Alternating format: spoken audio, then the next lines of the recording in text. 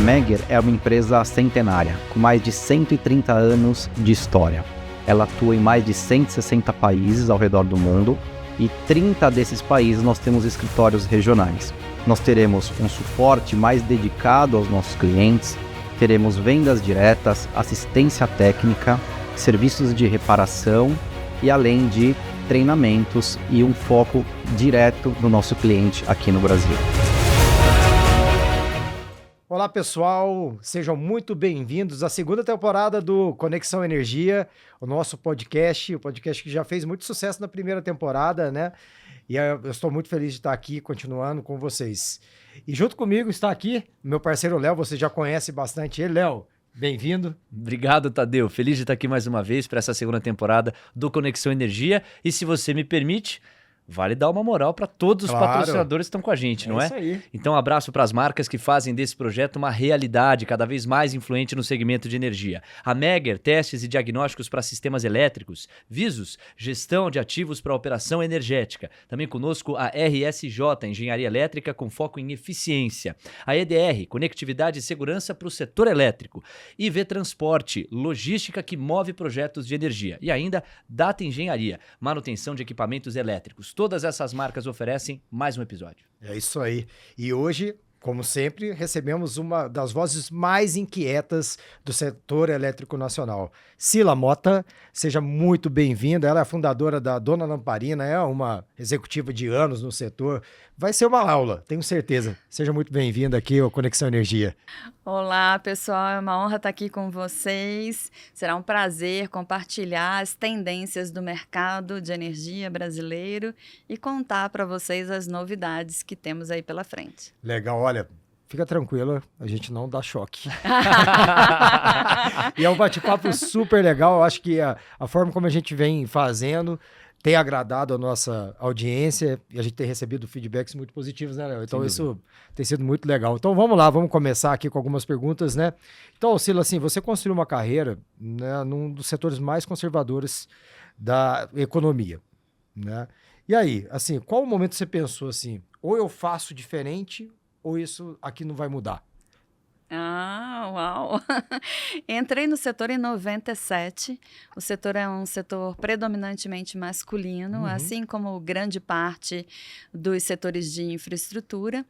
E desde então sempre tive muita barreira. Mas eu sou uma pessoa extremamente disruptiva e eu acho que vem da época do varejo, que eu trabalhei na Souza Cruz e eu fui a primeira mulher na área de vendas da Souza Cruz, desafiando o sistema.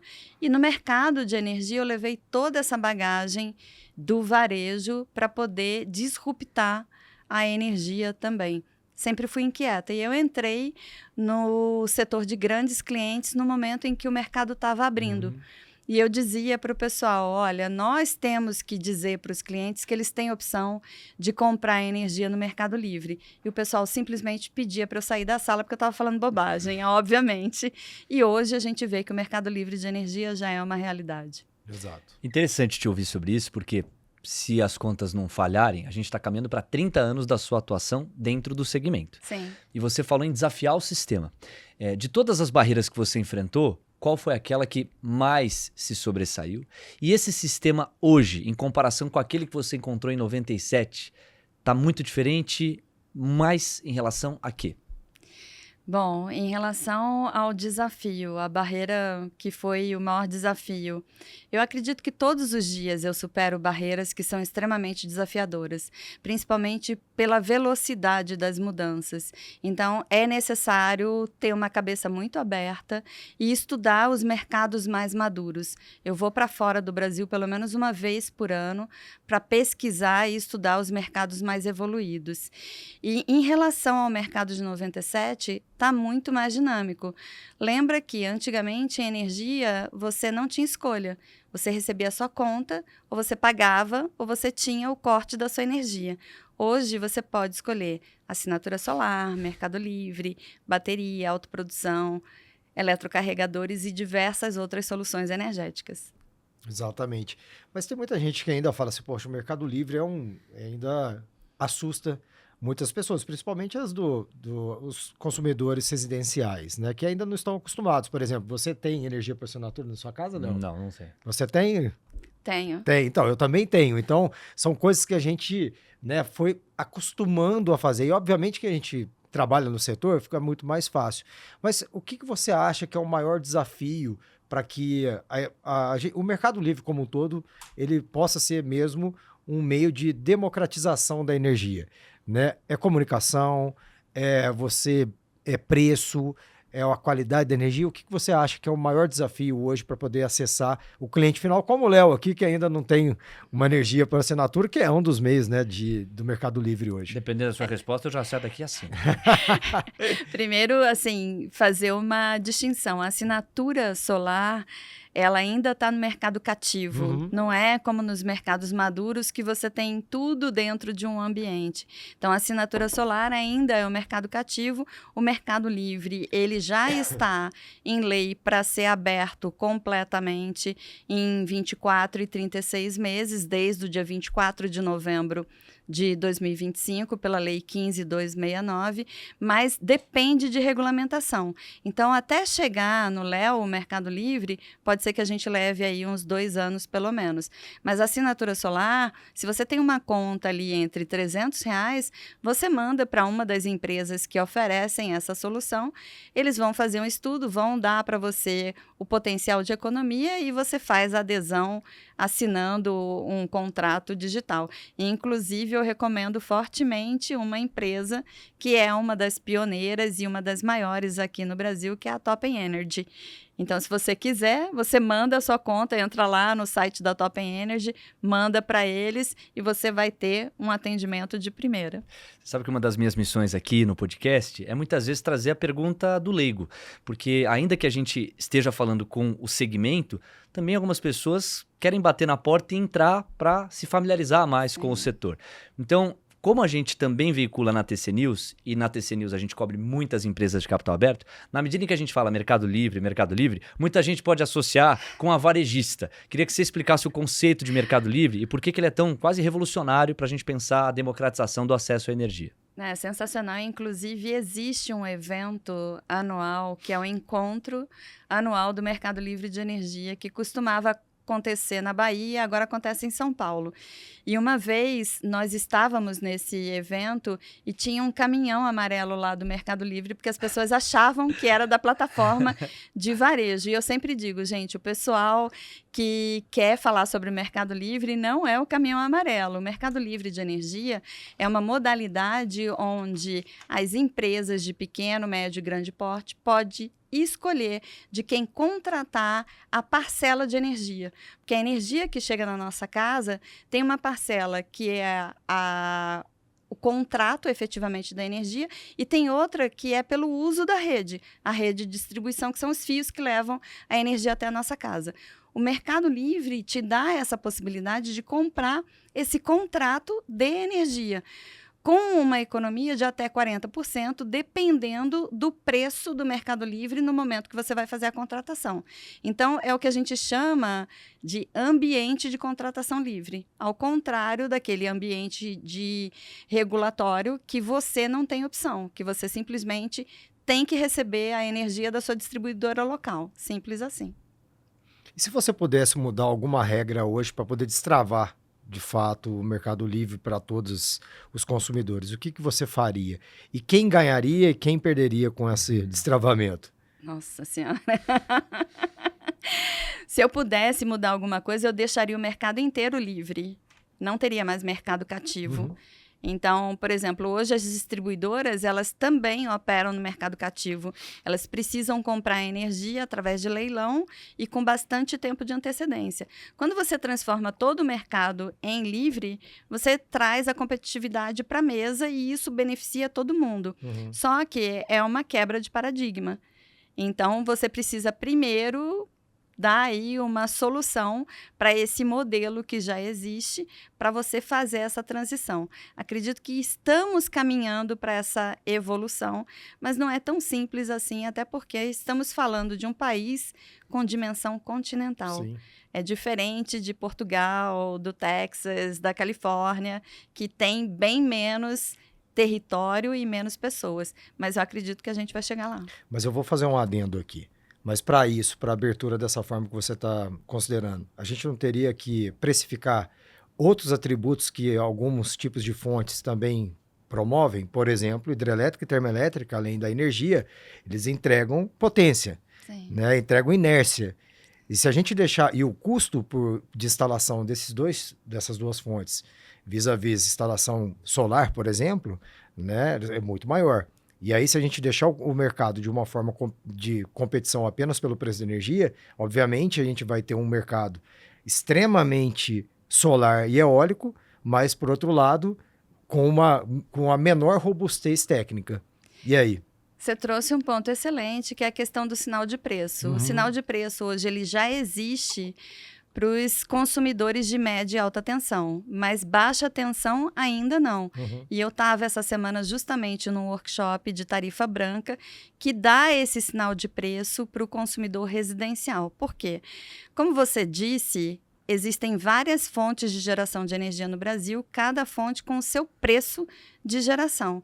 E fora isso, a geração, ela varia durante todo o dia. Então, por exemplo, hoje, de 8 até às 18 horas, você tem uma exceção de geração, você tem um excedente de geração, principalmente solar.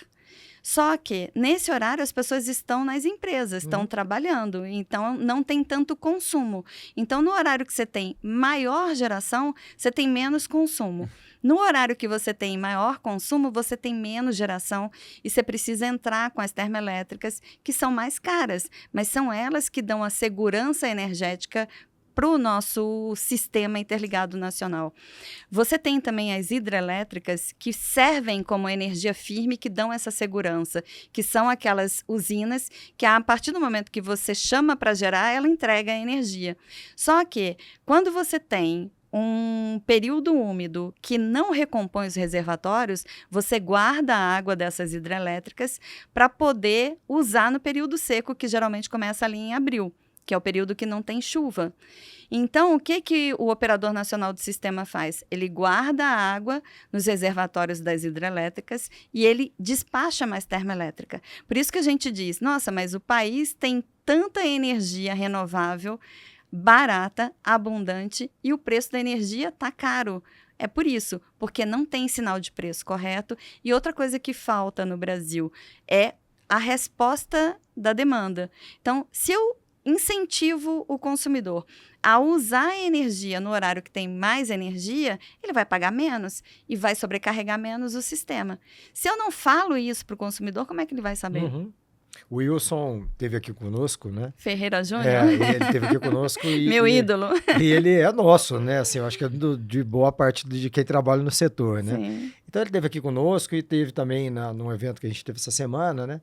E ele comentou aqui conosco, né? O Brasil é o país da energia barata, mas da conta alta. Exatamente. O que é um paradoxo em si, né? Exato. Até te ouvindo, a gente vai passar um rápido recado aqui da Megger, mas na sequência eu queria entender qual seria o denominador comum mais adequado para uma regulação. Em que sentido?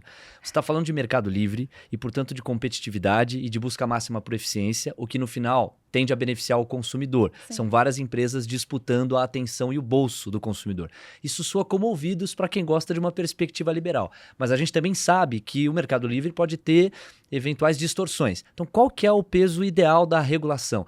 Eu já te passo a palavra, só antes um recado no oferecimento de Megger. Quando a gente fala em teste de isolação, falamos de Megger, referência mundial em qualidade, robustez e segurança. E a Megger vai muito além do megômetro. A empresa oferece o portfólio mais completo do mercado para ensaios em ativos elétricos. São soluções para transformadores, cabos, redes de transmissão e distribuição, com destaque para instrumentos como Trax, IDAX, Delta e Frax. Com foco em gestão de ativos e monitoramento, a Megger é líder em ensaios avançados e confiabilidade elétrica. Pensou em testes elétricos? A Megger tem a solução.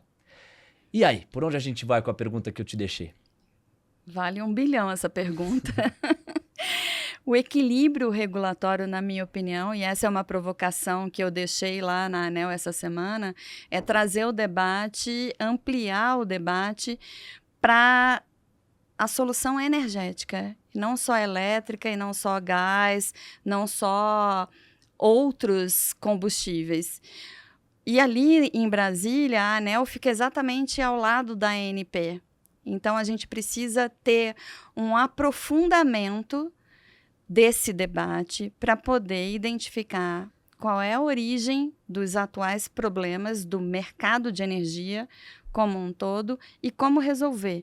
E tratar também de forma regional, porque cada região do Brasil tem a sua potencialidade, tem a sua vocação. Lá no norte, a gente tem bastante hidrelétrica. No nordeste, muita eólica, muita solar. No sudeste, temos hidrelétricas, temos solar. No sul, temos bastante biometano, biogás. No Rio, temos também gás natural. Então, por que não pensar numa solução holística? Em Portugal, a própria reguladora, o órgão regulador, incentiva o consumidor a consumir gás ou energia dependendo do preço. Se você vai para o Reino Unido, a Octopus, que é a empresa mais disruptiva hoje do mundo, a missão dela é entregar a energia mais barata, seja ela gás ou eletricidade. Então, na minha opinião, todos os envolvidos precisam sentar para conversar de uma forma madura e aprofundada para poder entender como que a gente resolve todos os problemas que nós temos hoje em energia. Então, por exemplo, nós temos excesso de geração e os geradores estão tendo cortes porque não tem para quem entregar essa energia. Só que isso afeta diretamente o investimento deles. Então, você imagina, você abre uma fábrica de sapatos e alguém diz para você, olha, você não pode entregar os seus sapatos porque a estrada não foi construída. Então, você tem que produzir só 30%. Até essa semana, uma amiga publicou que ela comprou um carro e o carro dela está dando problema e a montadora falou assim, olha, sabe o que você faz no seu carro elétrico? Em vez de você carregar 100% da bateria, você só carrega 70%. Ou seja, o corte de geração chegou também no veículo elétrico. Então, como é que você resolve isso? Em vez de ficar discutindo quem paga a conta, foca em solução. Por que não estudar a ampliação da exportação de energia para os países vizinhos? Em 2023, o Valor Econômico fez um estudo mostrando que se o Brasil abastecesse os países vizinhos da América Latina e da América do Sul, por si só já daria para poder escoar essa energia excedente que hoje tem aqui no Brasil. Atrair os data centers, como nós estamos fazendo. Atrair mineradoras de criptomoedas. Atrair eletrointensivos. Mas, para isso, você precisa de políticas públicas. E políticas públicas que facilitem a entrada desses investidores. E com segurança regulatória e jurídica. E não mudar a regra no meio do caminho, como acontece atualmente. Por exemplo, nas empresas que têm maior uso de térmicos, de processos térmicos, usa o gás natural, amplia a rede de gás, incentiva o biometano. Na região sul, que tem bastante produção animal, bovina, suína, avicultura, eles pegam os caminhões para transportar os animais a diesel. Os caminhões são abastecidos a diesel. Eles poderiam ser abastecidos a biometano. A matéria-prima está ali, que são os dejetos. Por que não incentivar isso? Então, o que eu acredito que falta para o Brasil é valorizar a vocação regional, dar condições deles se desenvolverem e potencializar o uso regional. A tendência é você ter a geração cada vez mais próxima da carga. O mundo mudou. Tem excesso também de geração. Por que não incentivar os outros países a investirem no Brasil na conexão via cabo submarino para poder levar a energia para outros continentes? E hoje a gente fica muito focado em debater o problema e pouco dedicado a debater a solução. Mas nessa linha que você está falando, né, eu concordo plenamente com você. Eu acho que a gente tinha que ter uma solução holística. Mas o papel de quem? De qual órgão? Não teria que ser o Ministério de Minas e Energia capitaneando essa discussão? Porque eu tenho participado, eu fui conselheiro da Abrat, da Abrage, da Abragel, e eu vejo que as conversas, né, elas são, obviamente, puxadas olhando mais para o seu umbigo. Sempre. né? Ao invés de olhar para o problema como um todo, e eu acho que a gente tem como chegar, né? Cabeças pensantes, pessoas experientes, né? Discutir uma solução. Você não acha que está faltando uma coordenação, assim, bater no peito e falar, cara, isso aqui quem vai tocar sou eu, Com né? certeza. E aí, o que falta? Falta um lobby menor? O que você acha que a gente consegue? Qual que seria a solução para a coordenação? Não a solução para o problema, mas De onde ainda... teria que vir essa Exato, coordenação. exato. Eu concordo que quem tem que capitanear essa coordenação é o Ministério de Minas e Energia, até porque ele agrega todo o Poder setor, concedente, né? o poder concedente, ele agrega todo o setor energético como um todo, e acredito que as próprias associações, elas precisam também se unir e pensar muito mais no benefício coletivo, pensar mais no que é melhor para a sociedade. E eu acredito que isso vem muito em função da abundância de recursos naturais que nós temos no Brasil. Quando você vai para lugares que já passaram por escassez, por exemplo, a Holanda, que o pessoal diz que Deus criou o planeta e os holandeses criaram a Holanda. Você vai para Amsterdã, é a coisa mais maravilhosa que tem a consciência com o coletivo. A materialidade da sociedade do compartilhamento. Então, você vê as pessoas entrando no supermercado e saindo carregando os produtos na mão para não ter que comprar sacola plástica. Você vê aqueles mini carros elétricos onde você destrava por um aplicativo e entrega em outro ponto. Você vê o uso de bicicleta convivendo perfeitamente com carro, com moto, com bondes. E isso tudo por quê? Porque eles já passaram por privações, já lidaram com escassez. Então, acredito que o Brasil precisa agir antes da escassez. Nós temos muita abundância, mas nós atuamos como se essa abundância nunca fosse acabar. Então, nós temos oportunidade de partir na frente sem antes ter que passar por uma privação ou por um momento de escassez. Então, eu acho que é uma questão de bom senso e senso de coletividade. Então, até essa altura da entrevista, em várias das perguntas aqui, você já ajudou a gente a organizar diferentes camadas. A camada econômica e as diferentes brasilidades que a gente tem no país, a força regional para a gente buscar o potencial energético ao máximo dentro de cada região, com as suas peculiaridades. Então, isso mostra um pouco do potencial econômico e energético de cada área do Brasil. Aí a gente há pouco falava de coordenação, vontade política para fazer alguns ajustes para essa solução que você classifica como holística.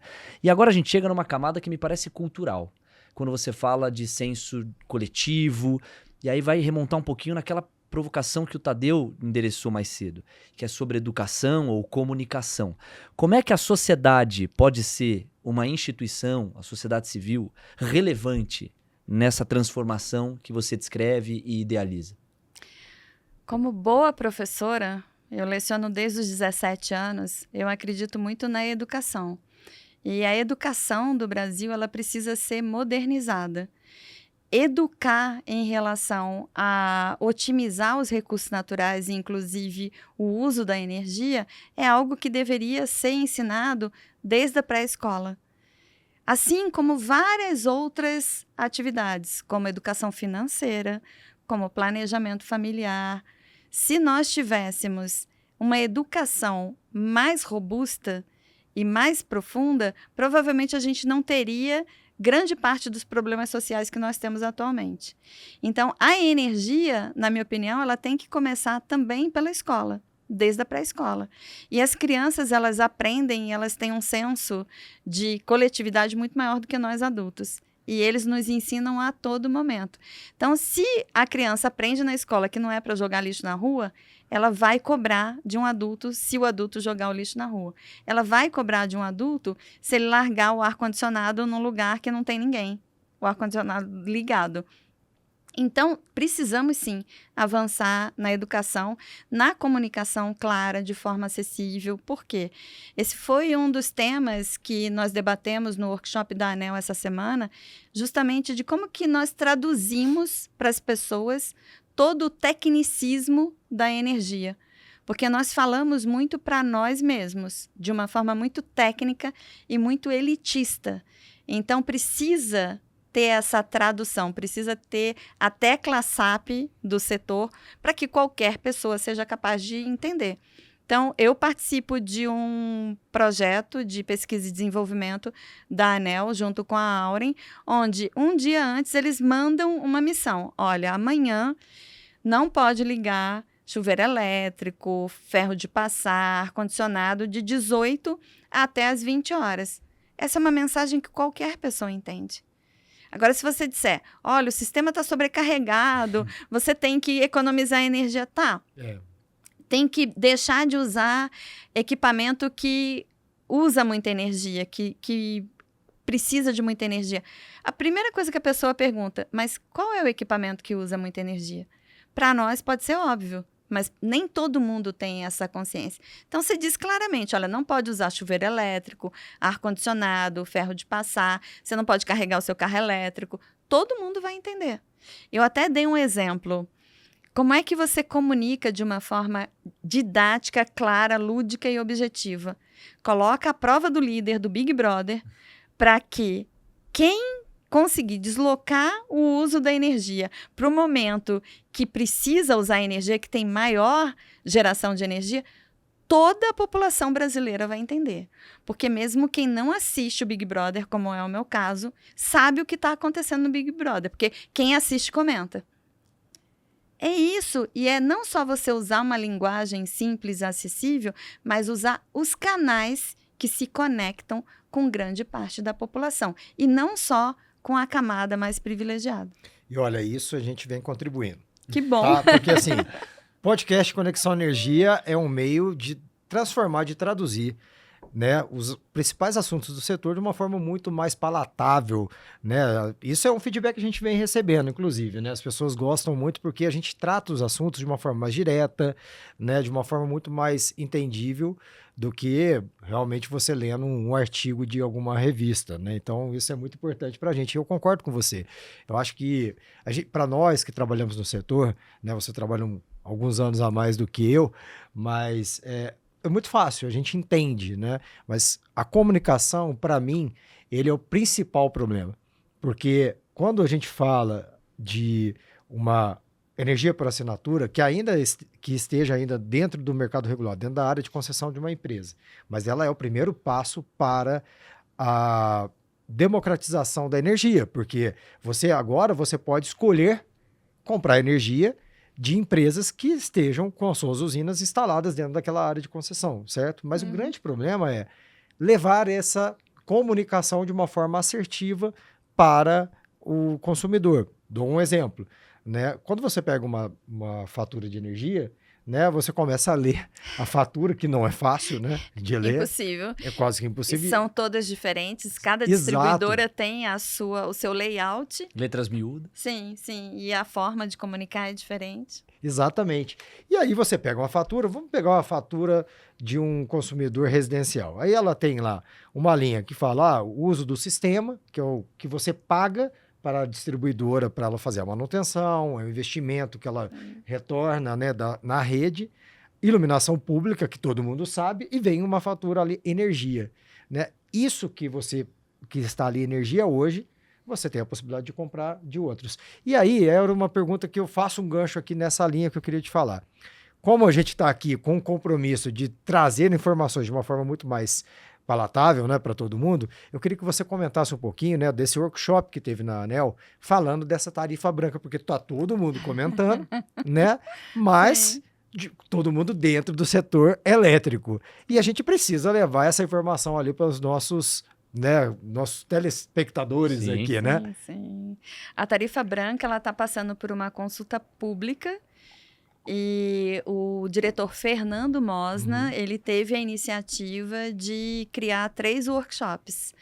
Um com os especialistas do setor, com as consultorias, o segundo com as associações e o terceiro com os comunicadores, para justamente ter o máximo de visões possíveis para evoluir nessa consulta pública.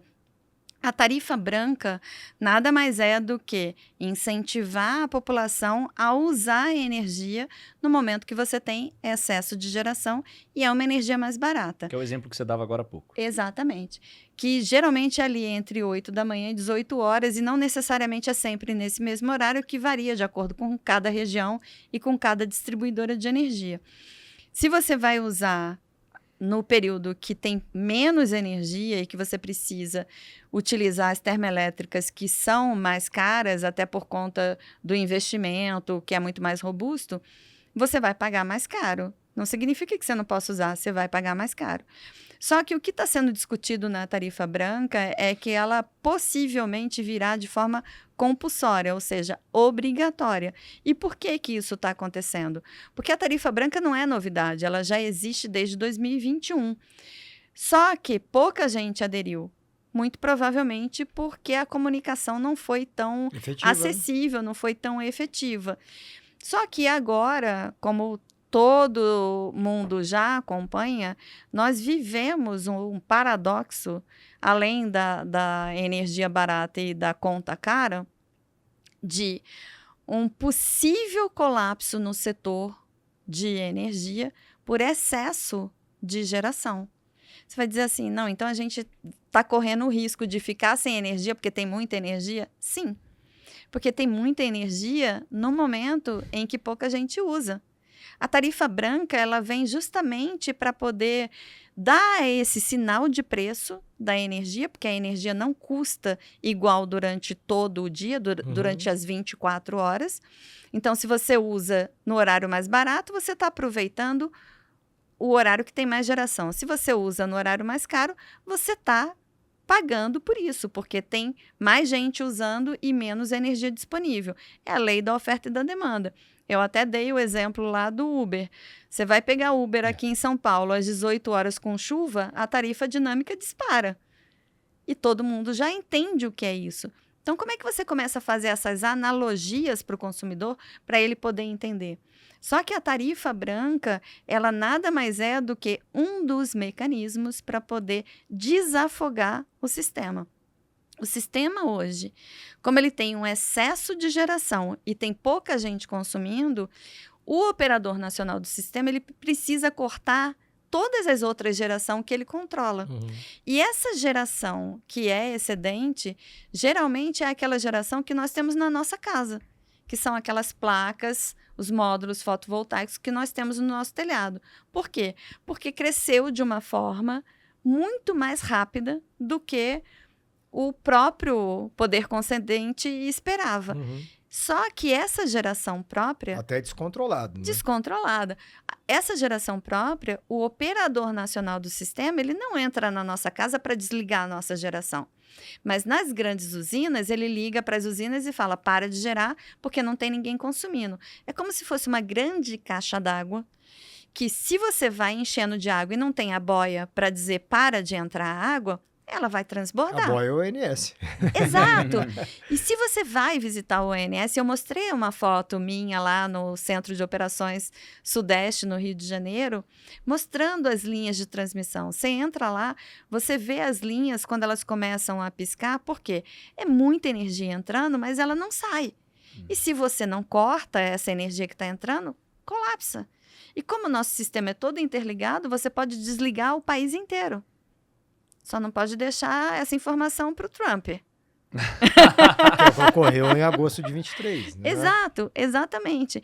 E aí, você precisa criar mecanismos para poder reduzir ao máximo esse corte de energia, fazer com que as pessoas usem mais energia no horário que tem excedente, para evitar um possível colapso no sistema elétrico. Ô Cila, te ouvindo, você sabe que, em essência, essa tua descrição de uma eventual tarifa branca compulsória me lembrou duas passagens. Uma já faz bastante tempo, a outra ainda é realidade no Brasil. Me lembrou um pouco de revolta da vacina e me lembrou o voto obrigatório. Porque, em resumo, é o Estado, com a sua força institucional, determinando para a população um determinado movimento. Claro que o exemplo da revolta da vacina é um exemplo extremo. Você tinha o problema da varíola e era a vacina obrigatória mesmo de cima para baixo. E no caso do voto obrigatório, muito do argumento é esse. Olha, como a nossa população ela não está treinada chamada democraticamente a ir para as urnas, precisa ser obrigatório, do contrário não pega. Dito tudo isso, você é a favor da tarifa branca compulsória? É importante que no curto prazo seja obrigatório até a população se conscientizar? Depende da criticidade do sistema. Se o sistema estiver realmente muito crítico, muito estressado, é uma questão de escolha. O que você quer? Você quer ficar com energia ou você quer correr o risco de ficar sem energia? E se você for um pouquinho mais para trás, lá em 2001, no racionamento, todos nós fomos obrigados a reduzir em 20% o consumo de energia. E ali era por falta de energia. Ou você reduzia ou você pagava mais caro. E não tinha alternativa. Agora tem todo um trabalho de primeiro consultar todos os envolvidos, entender se faz sentido ou não ser compulsório, ser obrigatório. Mas o que eu sempre digo é o seguinte, não é uma única solução que vai resolver o problema atual do setor. A tarifa branca é uma iniciativa, mas se você não olhar o setor como um todo e não buscar soluções mais robustas e que atendam todas as necessidades do sistema, dificilmente a gente vai conseguir resolver. A tarifa branca, ela resolve parte do problema, e não todo. Então, precisa se debruçar ainda mais e entender o que mais precisamos fazer. Vender o excedente de energia para não ter tanta sobra? Porque se você corta a geração dos grandes geradores, qual é o sinal de preço que você está dando para esse gerador? Você veio para cá, você investiu, você botou uma grana aqui, você está pendurado no financiamento no BNDES. E agora você não tem dinheiro para pagar, porque você não está gerando. Qual é o apetite que o gerador vai ter para continuar aqui e para continuar investindo? Então, você está postergando o problema cada vez mais para frente. E afastando interessados no país. Exatamente. E Cila, você tocou num assunto muito legal, assim, que em 2001, eu morava numa república lá em Itajubá. Nós éramos em 7 estudantes, né? Eu estava no segundo ano da faculdade de engenharia. Essa história é publicável? É publicável. Publicável, tá bom. Por favor, hein? Essa tá? Assim, tem algumas que não, mas essa é. Você é filho de Itajubá? Eu Você sou. Estudou com o professor Marangon? Não, porque eu sou engenheiro mecânico. Né? Apesar de trabalhar no setor, né, todo mundo fala, poxa, mas você não é engenheiro elétrico? Eu falei, não, meu amigo, porque é o seguinte, a geração, tirando geração fotovoltaica, toda mecânica. Então, né, por onde eu me apaixonei. E naquele momento, 2001, nós morávamos lá na República e nós fomos obrigados a fazer um investimento na manutenção do aquecedor de passagem para poder fazer o aquecimento. Imagina, eram 14 banhos por dia, né? E era tudo elétrico, então a gente tinha que fazer uma redução e ali a gente conseguiu reduzir, porque de fato, o chuveiro elétrico é um dos maiores consumidores de energia dentro de uma residência, né? Então, e ali foi muito claro pra gente, foi assim, olha, ou corta o consumo ou você vai pagar 20% a mais. Cara, era assim, a gente não queria gastar, a gente tinha o nosso dinheiro ali contado, né? Então, eu acho que assim, uma comunicação muito mais efetiva, de fato, ela traz resultados e a gente viu naquele momento, né? Sim.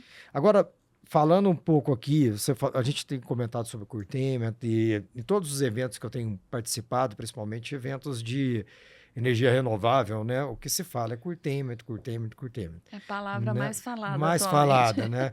Que nada mais é, traduzindo, né, que é o corte de geração naquele momento onde você tem um excesso de geração. Mas não te parece que a forma como o custo desse corte de geração vem sendo transferido, ele não está, de certa forma, injusto? Porque o ONS ele consegue enxergar grandes fontes de geração, né? Enquanto a gente sabe que nós estamos passando aí de quase 40 GB, né, de potência instalada já de módulos fotovoltaicos nas residências e a gente não consegue enxergar. Então, te parece justo a forma como tem sido feita essa distribuição desse corte? Geralmente a gente olha só para onde está doendo. E dificilmente as pessoas fazem uma análise mais técnica, porque não é olhar só para o que está acontecendo agora, para os cortes de geração, mas é olhar desde o início do setor elétrico. Nós estamos num momento de transição, de evolução. O setor elétrico, ele era basicamente estatal. E as distribuidoras e as geradoras e as transmissoras, elas sempre tinham que recorrer ao leilão. Então, quando você vai fazer corte, quando você está lá no ONS, que é o Operador Nacional do Sistema, que é o órgão que entrega a energia para todos nós, você tem uma hierarquia para fazer esses cortes. De acordo com a relevância de cada geradora, de cada usina geradora para o sistema, e obedecendo também os contratos. Porque lembra, as distribuidoras compram energia com 5 anos de antecedência. E aí as geradoras vendem contratos de 5, 10, 15 anos. Quem conhece a fundo esses contratos? Como que eles são? Eles são por flexibilidade, são inflexíveis, são por disponibilidade? É a mesma coisa que eu dissesse para vocês. Olha, a gente não pode mais falar sobre nenhum patrocinador aqui nesse programa. Só que vocês têm contratos com esses patrocinadores. Então, vocês teriam que primeiro negociar esses contratos para dizer, a partir de agora, eu não posso mais fazer nenhuma propaganda. É mais ou menos isso. Então, eu não posso sair cortando de forma aleatória sem olhar para todos os contratos vigentes e as regras desses contratos. Pode chegar um momento em que o Operador Nacional do Sistema vai precisar cortar independente de contrato, para manter a segurança do setor, da operação do setor. Mas, enquanto a gente não chega nesse ponto, tem que obedecer essa hierarquia. Para você ter uma ideia, existe um planejamento mensal da operação. Só que ele é revisado semanalmente e o operador só recebe, de fato, o que ele vai operar com 24 horas de antecedência. E mesmo assim, quando ele recebe, eu digo, olha só, vamos gravar aqui esse podcast do dia de hoje.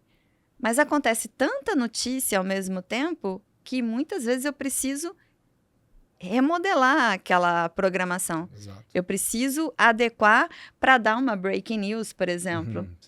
E são coisas que você não tem como controlar. Caiu uma torre de transmissão, você tem que manobrar o sistema.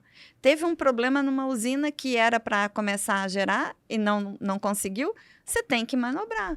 Então, não é tão simples como as pessoas costumam discutir. Eu vejo que a discussão fica muito na superfície e pouco na profundidade. A gente está chegando à reta final, está passando super rápido aqui. Eu queria aprofundar um pouquinho daquelas letrinhas, ESG. A gente está diante de uma transição, me parece incontornável, mas o quanto que essa transição ela honra o que se idealiza sendo o ESG, o quanto que isso pode se confundir com aquele greenwashing quando a gente pensa o setor de energia? Bom, ESG é o ambiental, o social e o governamental, né? A governança. Teve um boom muito grande ali quando começou a se falar de transição energética, principalmente lá no Pacto Global da ONU. Eu faço parte do Pacto Global da ONU, mas com a entrada do Trump, isso deu uma desaquecida nos Estados Unidos e nas principais potências. Na Europa ainda se leva muito a sério. O pessoal, quando você vai para os Estados Unidos, o pessoal fala assim, não, aqui a gente não quer nem saber de ESG, de sustentabilidade, deixa que isso é coisa dos europeus. E eles são muito mais conscientes e eles permanecem perseguindo as metas dos Objetivos de Desenvolvimento Sustentável. Mas, efetivamente, todo mundo faz conta. Então, a conta precisa fechar. Financeiramente precisa fazer sentido. Beleza, vamos fazer uma transição energética, vamos ter matrizes mais sustentáveis, mas no final do dia, quem é que paga a conta? Quem é que quer pagar mais caro? Aqui mesmo em São Paulo a gente fala sobre a questão de falta de energia, principalmente quando tem chuva, ficamos aqui dias e semanas sem energia. A rede aqui é basicamente aérea. Quem é que quer pagar pela rede subterrânea? Tudo na vida tem custo. Quem é que paga? Então, o ESG também. Os empresários, as pessoas fazem conta. E o próprio governo deveria incentivar essa transição energética e deveria incentivar a sustentabilidade. O que é mais barato? Uma fruta ou um pacotinho de salgadinho? Geralmente um pacotinho de salgadinho. O que é mais barato? Um suco natural ou uma Coca-Cola? Geralmente é a Coca-Cola. o sinal de preço também não é... Desincentiva o... Exatamente. Então, são reflexões que realmente precisam ser aprofundadas. A mesma coisa, vamos eletrificar. Como assim eletrificar? O Brasil está preparado para uma eletrificação? Tem várias empresas que têm garagem de ônibus elétrico. E se eles forem carregar os ônibus ao mesmo tempo, eles derrubam o bairro inteiro, porque não tem infraestrutura suficiente para poder carregar os ônibus. Exatamente. Quantas vezes nós vamos em locadoras e os veículos elétricos estão sendo carregados em geradora diesel? É uma coisa assim, né, absurda isso. Isso é mais comum do que a gente imagina. Exato. Eu canso de tirar foto nas locadoras. Eletrificação, veículos elétricos. Acabei de citar aqui o caso da minha amiga. Ela comprou um Volvo EX30. E aí o fabricante fala para ela, olha só, você só pode usar 70% da bateria. Como é isso? Estranho, Dá outro carro para ela. Com toda a potencialidade, né? Claro, até porque estamos falando de um veículo que não é barato. Nossa. E de uma marca super reconhecida internacionalmente, né? Nós estamos falando de um qualquer carro. Né? E que pauta, acima de tudo, a segurança. Exato. E aí, por que não pode usar a bateria 100%? Porque tem risco de pegar fogo. Exatamente. E o próprio fabricante assume isso. Admite isso. Aham. É uma coisa louca. Eu queria puxar, aproveitando já a reta final, um pouquinho do teu histórico de liderança, que é uma das coisas que mais saltam aos olhos de quem estuda a tua trajetória. A gente fez esse exercício para montar aqui uma linha de raciocínio. E esses quase 30 anos dedicados ao setor, certamente testaram a sua liderança várias vezes. Então, queria que você dividisse conosco algumas passagens ou a passagem que melhor ilustra o quanto você teve que amadurecer como líder e a posição em que você se coloca nesse sentido hoje. Testam a minha liderança o tempo inteiro. E eu faço mentoria de lideranças. E o que eu acredito? Eu acredito que, acima de tudo, é importante exercitar a empatia, a humanidade e a diplomacia. Então, eu acredito que um bom líder é aquele que consegue circular em todos os ambientes com tranquilidade e de uma forma fluida.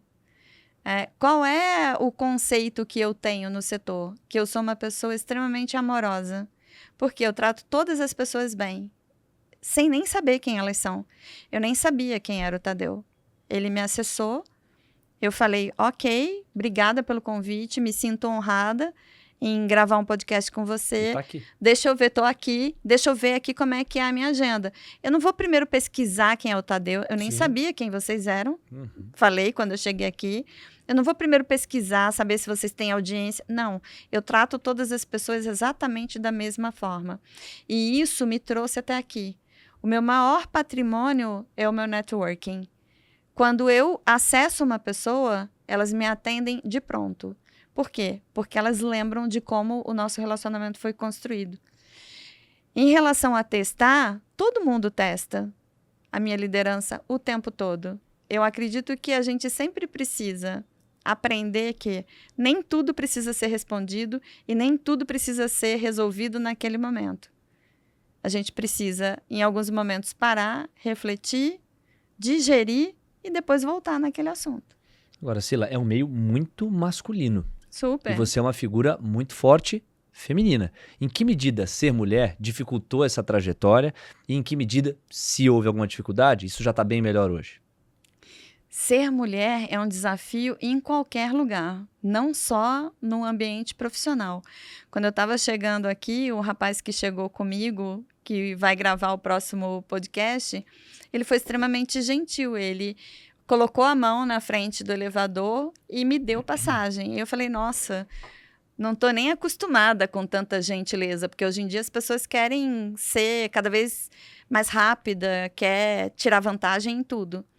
E aí a gente começou a conversar no próprio elevador e nem sabia que estava vindo para o mesmo lugar. Essa questão de ser mulher é um desafio permanente. Por quê? Por exemplo, se eu viajo praticamente toda semana. Se eu tô num avião e tem um homem do meu lado, ele senta com a perna aberta, quase ocupando as 3 poltronas. Se tivesse outro homem do lado dele, eu duvido que ele faria isso. Eu ontem estava embarcando de Brasília para cá, tinha um cara que estava no meu cangote, no meu pescoço. E mesmo eu colocando a mala para manter uma distância dele. Eu entrei no avião, eu comecei a conversar com a comissária de voo e olhei para ela e falei, oi, tudo bem? Como vai? Ela falou, como eu posso te ajudar? Aí eu olhei firme para ela, ela já entendeu. Aí o cara passou. Eu falei, não, eu só estava querendo tirar esse cara do meu cangote. Então, a mulher, ela, via de regra, ela sofre pelo simples fato de ser mulher. Ela não é respeitada, ela não é cuidada, ela não é valorizada como ela deveria. Mas isso não é um privilégio do Brasil e não é um privilégio do setor elétrico. Isso é histórico. É a herança do patriarcado. E muitas vezes as próprias mães não ensinam aos filhos a como tratarem uma mulher com respeito, com dignidade. Por exemplo, quando um menino bate numa menina na escola e os pais não ensinam desde cedo que aquilo não é correto, como é que ele vai entender, quando for adulto, que ele não pode bater numa mulher? E no meio específico elétrico ou de energia, você sente que há uma melhora nesse sentido, tal qual na sociedade como um todo? Você faria essa avaliação? Sim, até porque hoje tem muito mais mulheres no mercado de energia e mulheres super poderosas. Mas eu vou te dizer também uma coisa, as mulheres que se posicionam e as mulheres que alçam os voos mais altos, elas quase sempre abrem mão do casamento. Porque nem todo marido consegue conviver com mulheres tão poderosas. Quer dizer, aceita uma agenda profissional tão carregada. Imagina quem vai casar com uma mulher que toda semana viaja. Olha, eu vou te falar uma coisa, Sila. Aqui a gente respeita e tem orgulho de ter as mulheres nessa bancada. Que bom. Infelizmente, você é a segunda voz feminina apenas. Não porque a gente não tem interesse, porque, de fato, as agendas, gravações, elas são bastante complexas e a gente não conseguiu trazer mais. Mas, por favor, entre em contato conosco. A gente tem total interesse em tê-las aqui novamente. Passar uma listinha de pode mulheres. Passar, a gente pode passar, claro. que a gente vai chamar, entendeu? Porque a gente gosta de ter o contraponto, a gente gosta de entender o outro lado, né? Se colocar no lado do outro lado, né? Ter como é que é? O direito de fala, lugar de né? fala. O lugar de fala. É a percepção dela, Exato. né? Como é que a gente vai acessar? Só te ouvindo. Só te ouvindo. Mas ainda nesse sentido, né, da liderança feminina, a gente vê assim, obviamente, desde que eu comecei a trabalhar em 2005 no setor até hoje, né, olhando as empresas, a gente vê assim um aumento significativo do número de mulheres na liderança. Mas você acha ainda que para ser mulher no setor precisa ser mais resiliente do que ser competente ainda? Porque, assim, a competência não adianta, você tem que ser resiliente para buscar, porque ainda tem um certo preconceito em... Não basta ser competente. Não basta. Você acha que, assim, ainda tem um preconceito numa escolha entre um homem e uma mulher com a mesma competência, ainda a tendência é escolher um homem? Sim, tem alguns lugares que no processo seletivo já é claro que não quer mulher, quer um homem. Mas também tem um visto contrário. Sim, também tem. Assim, vaga afirmativa para mulher, né? Vagas afirmativas para outros tipos de candidatos. Né? E tem várias empresas também que faz a seleção com currículo às cegas. Ou seja, você tem o currículo com as competências, mas você não sabe se é homem ou se é mulher. E funciona super bem. Né? Sim, funciona super bem. Mas eu acredito que sim, que a mulher tem que ser super resiliente. Porque até no dia a dia, quando ela entra no mercado, se você está numa sala de reunião, onde você tem 2 mulheres e 20 homens, quem você acha que vai dominar a reunião? As mulheres ou os homens? Se fosse lá em casa, era a minha mulher. Geralmente, são os homens. As mulheres, elas precisam se impor muito mais para poder serem ouvidas. Muitas vezes as mulheres, isso é uma queixa que eu recebo com frequência de mulheres que eu mentoro, que elas têm as falas interrompidas. Por quê?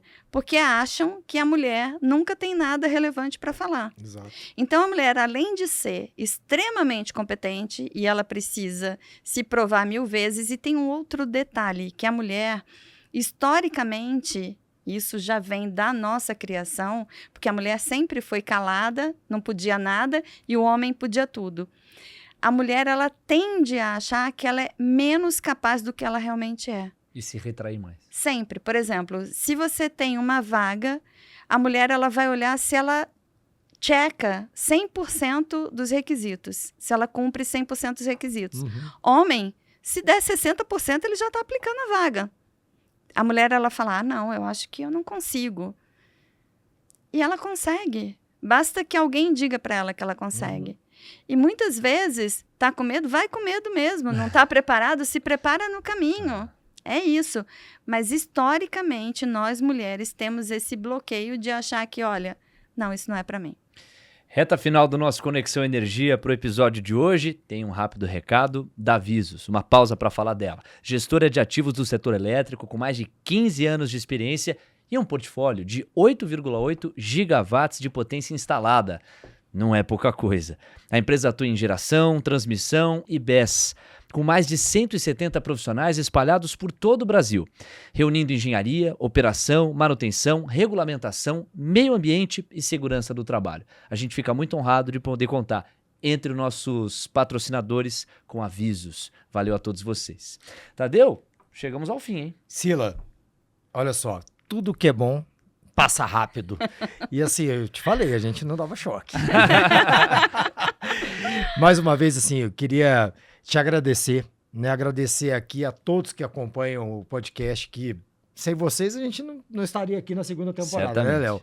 Agradecer muito a sua presença, obviamente, né, eu te abordei, te convidando para vir aqui pelo seu histórico, porque eu sabia que a gente teria aqui um momento muito agradável de discussões com você, né? E antes de dar o tchau, eu queria que você deixasse um recado para o nosso pessoal aqui, como você acabou de falar para as meninas, né? Por favor, olha para a câmera e manda um recado para eles. Bom, primeiro eu quero agradecer pela oportunidade, pelo convite, foi um papo delicioso. Venham conhecer a TC News e venham participar dos podcasts aqui com o Tadeu e com o Léo. Vou deixar uma lista aqui das mulheres que eu admiro. Obrigado. E eles estão publicamente se comprometendo a convidar vocês. E venham para cá contar as histórias que são maravilhosas que vocês têm. Muito obrigada. Valeu, Sila. Foi um prazer conhecê-la. E de tudo que você falou, tantas coisas aqui que eu vou guardar, mas no que diz respeito à energia, essa ideia de que uma solução holística para um país de dimensão continental como o nosso implica conciliar os diversos Brasis e, do ponto de vista humano, essa aula que você nos deu na reta final, que eu acho que na posição de homens a gente tem que ouvir com muita humildade, fazer uma autocrítica, uma avaliação e buscar evoluir.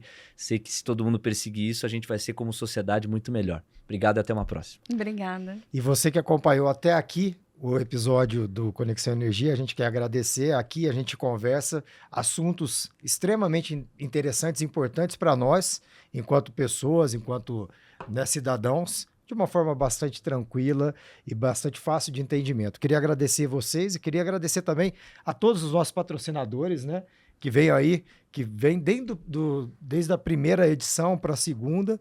Queria agradecer a vocês e empresas que tenham interesse em estampar também as suas marcas aqui, por favor, entre em contato conosco, sigam a rede social do TC, né? É isso. Liga o sininho. Ative as notificações. Liga as notificações. Deixa o seu like. Deixa o seu like. Sigam no LinkedIn, onde a gente também contribui bastante. Com faz certeza. alguns posts bem bacanas, né, Léo? É isso, e é uma equipe pesada aqui. Megger, Visos, RSJ, EDR, IV Transporte, Data Engenharia, enfim, essa seleta lista de companhias, empresas que fazem diferença para o setor de energia e fazem questão de estar conosco. Aliás, uma delas não só faz questão de estar conosco, como faz questão também de presentear os nossos convidados, é a Megger. E isso aí, a Megger está conosco aqui na segunda temporada e ela traz Que aqui beleza, algum hein? presente para você. Gente, Eba! Sila, que olha aí que beleza. maravilha, olha isso. É pesada, saco? É Pode pesado, Que pode coisa abrir aí linda. para mostrar pro pessoal. Que coisa linda, meu Deus. Se eu soubesse, já teria vindo antes aqui. Que bom, quem sabe mais pessoas Adorei. vão Sim. querer vir, né? Gente, que maravilha. São produtos da Megger e alguns mimos também. Olha isso. E produtos que você vai usar. E, né, eu mesmo já usei alguns. Com toda certeza. Quem mais ama quando eu volto de viagem é a minha filha. E ela fala, nossa, se o pessoal soubesse que quem mais se beneficia dos seus presentes e dos seus brindes sou eu. Gente, um Kindle. Um Kindle. Pra você ler muito. Eu adoro. Ela vai adorar também. Ela vai querer catar o meu Kindle. Eu tenho certeza, minha filha Laís. A emoção é tanta que a Sila tá até distante do microfone. Ela tá Exato. tão envolvida. Ai, com meu ela. Deus, desculpa. Olha E só. você Desculpa, que queira agora eu voltei pra estampar cá. também a sua marca aqui conosco, por favor, entre em contato. Gente. Nós teremos a maior honra e ter mais marcas aqui conosco. Agradecer também a todos os nossos patrocinadores que vêm desde a primeira temporada. Muito obrigado e um abraço a todos vocês que estão aqui acompanhando mais um episódio do nosso podcast Conexão Energia. É isso. Léo, valeu? Obrigado, valeu, Tadeu. Valeu demais. Valeu, Sila. Valeu, Bom Sila. proveito aí em Ó, relação aos presentes. Adorei a Até próxima. AirTag. Aí sim. A gente usa isso daqui direto nas malas, nos carros. Olha, no carro também. Olha No que carro também. E nas malas. Todas as nossas malas têm AirTag. bom. Olha aí, Olha Megger, ó, Olha lá. acertou em cheio. Obrigada. Pessoal, um Tchau, abraço, gente. tchau. Valeu.